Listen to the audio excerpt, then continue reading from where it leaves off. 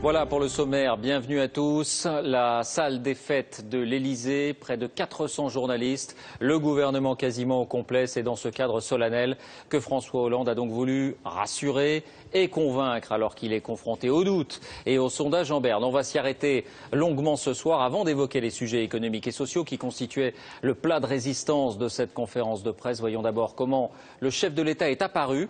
Il se présente, et le mot est revenu très souvent, en président responsable. Guillaume Daret, Nicolas Mettauer. Seul face à la presse, François Hollande sacrifie à cette tradition présidentielle. Grand-messe sous les dorures de la salle des fêtes de l'Élysée. Monsieur le Président de la République. Grave et solennel, confronté à une impopularité record, il reprend ses engagements et retrouve ses accents de campagne. La seule question qui vaille à mes yeux, la seule, ce n'est pas l'état de l'opinion aujourd'hui, c'est l'état de la France dans 5 ans.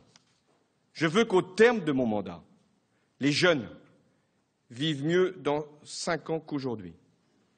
Je ne prépare pas le sort d'une prochaine élection. Je prépare le sort d'une prochaine génération. 50 minutes d'introduction, puis un face-à-face avec 400 journalistes français et étrangers. 6 mois après son élection, François Hollande est-il toujours le président normal qu'il voulait être? Je suis un président aujourd'hui responsable, pleinement responsable. Ça veut dire quoi, responsable? Ça veut dire responsable de tout, mais qui ne décide pas de tout. Devant les 38 ministres de son gouvernement, il apporte même son soutien au premier d'entre eux. Jean-Marc Ayrault.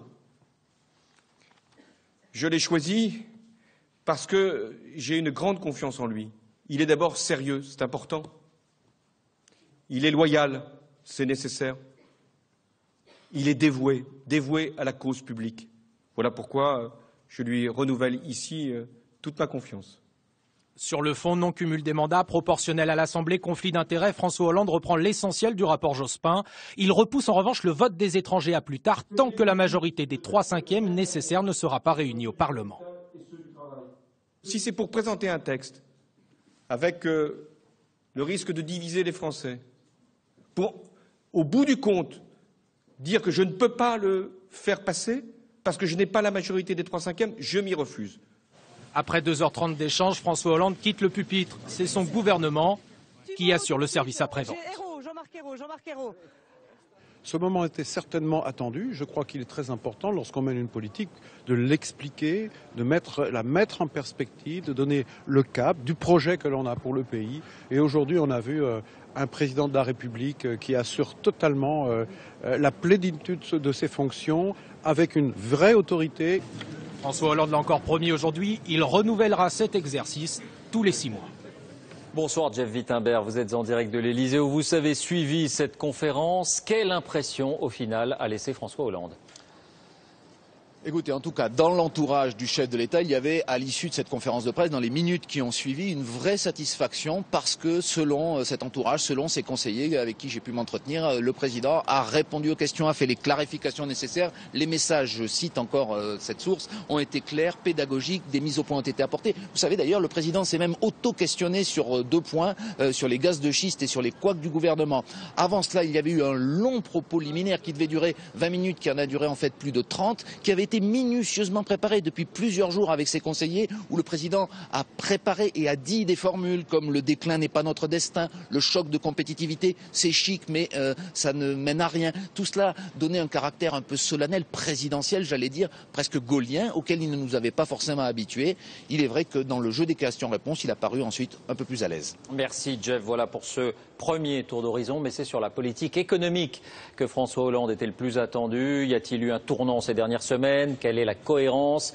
Voici point par point les réponses du président de la République, Sophie Brune.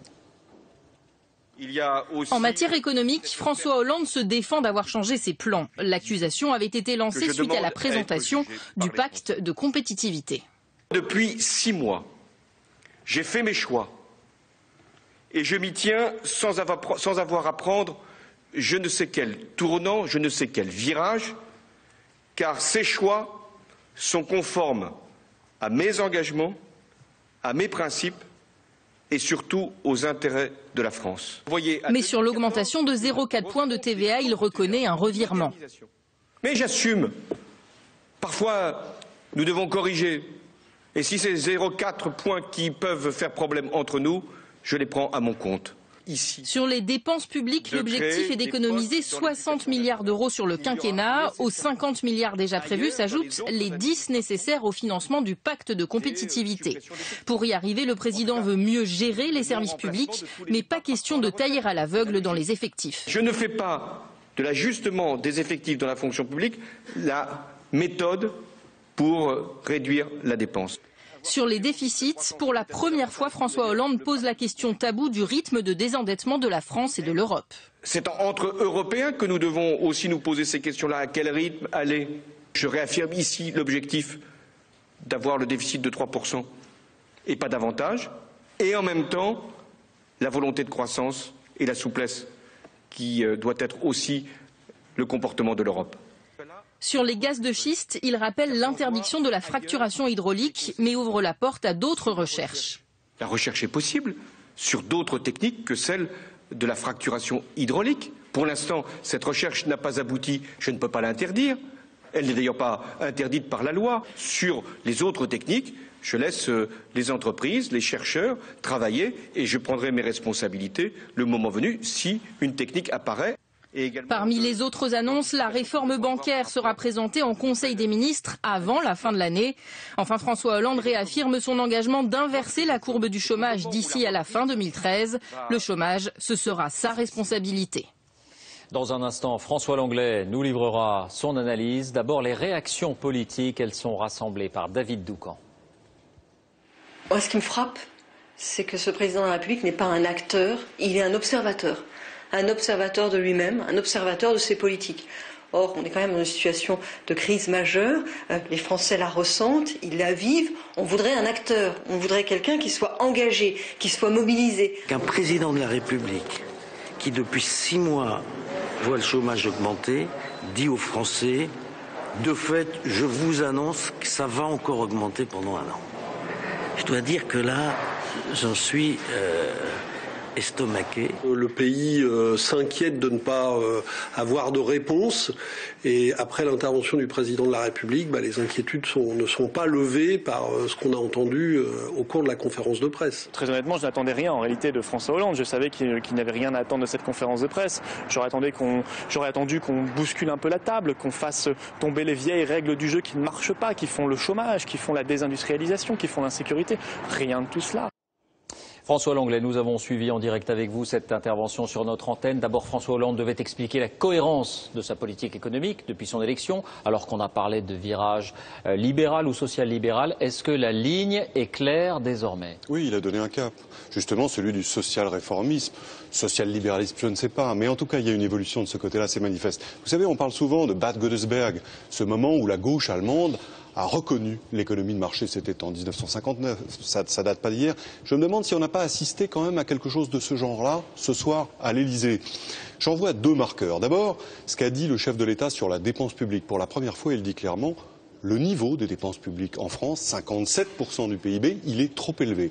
Et il faut réformer cela. Il a d'ailleurs annoncé une réforme de l'État, qui est la seule façon crédible, justement, d'arriver à réduire 60 milliards d'euros la dépense publique en 5 ans.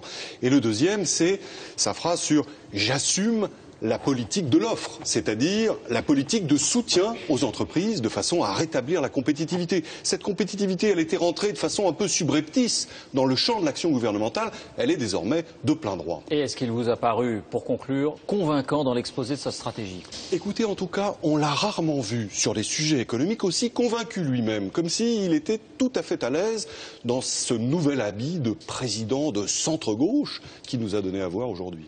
Merci François.